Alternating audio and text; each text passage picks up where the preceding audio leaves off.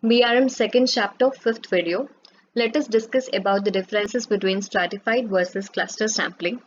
First, we'll understand with the differences about the meaning between these two. Stratified sampling is nothing but when you take a target population, the researcher is going to divide that population into different homogeneous groups.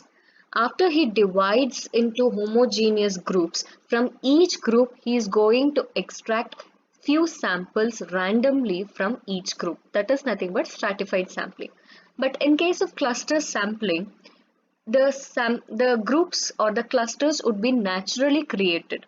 From the naturally created groups, what the researcher is going to do is going to randomly pick any two clusters, and he is going to take the entire samples or the entire population within that group for his study.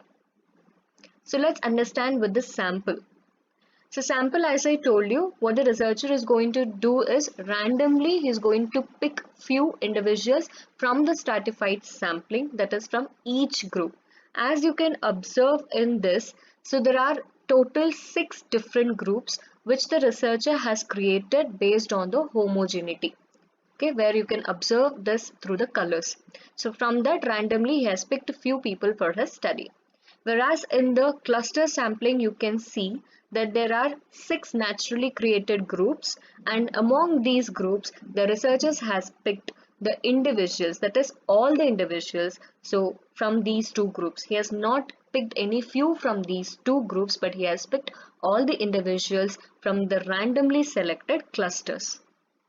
Next, based on the selection of population elements, so the researcher, what he has done in the stratified sampling is he is going to pick individual people from each strata, whereas in the cluster sampling, collectively all the people are or all the population is picked for the study from the randomly selected clusters. So next, let's understand the difference between these two about the homogeneity and heterogeneity.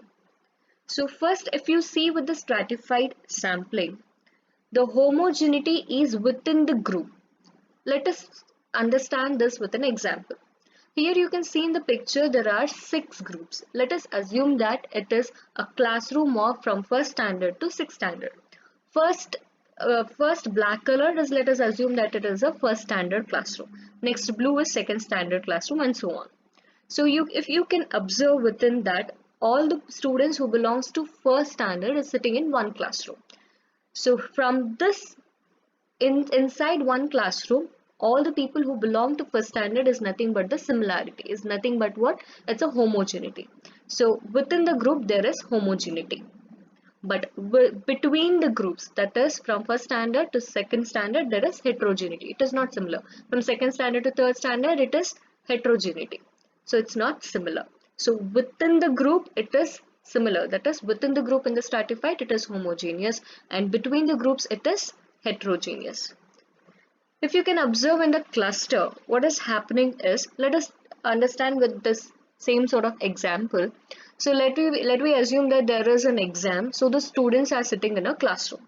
So there are 6 classrooms, whereas from grade 1, that is from first standard to 6th standard, all the students are sitting in the classrooms. So in the first room number 1, from the grade 1 to grade 6, all students are sitting in one particular classroom. In the same way, the seating arrangements is done for every group. So this is nothing but the naturally created clusters. So among this, what the homogeneity is, so if you can observe between one classroom to another classroom, the same sort of people, that is first, second, third, fourth, fifth, sixth standard, and same sort of category sitting in the next classroom, same category sitting in the next classroom. So all the 6 groups, that is between the groups or between the clusters, there is homogeneity. But if you see within the cluster, if you take only the first classroom, you can observe different colors. So that is heterogeneity. There is first standards is also there, second standard students are also there. So there is heterogeneity within the group. Okay, so that is within group there is heterogeneity, and between the groups there is homogeneity. Whereas in the stratified sampling, within the group there is homogeneity, but between the groups there is heterogeneity. So let's understand with the next thing, that is bifurcation. So in the stratified sampling, the researcher itself makes this sort of arrangement. That is, he himself divides the population into different groups. Whereas in the cluster sampling, this arrangement or this groups or this clusters is naturally created. The researcher is not going to divide any sort of groups. The last differentiation is that let us understand why this sort of when or in what situation the stratified sampling and the cluster sampling is to be adopted. Suppose if the researcher wants more precise things and he want to represent it, then he is going to use the stratified sampling. Whereas the researcher wants to reduce his cost and improve the efficiency, then he is going to select the cluster sampling. Why? Because in the stratified sampling, he is selecting from each group. That's why there will be more representation from each group. Whereas in the cluster sampling, since he is selecting in only two clusters, then the cost would be reduced. So let's understand about the non-probability sampling in the next video.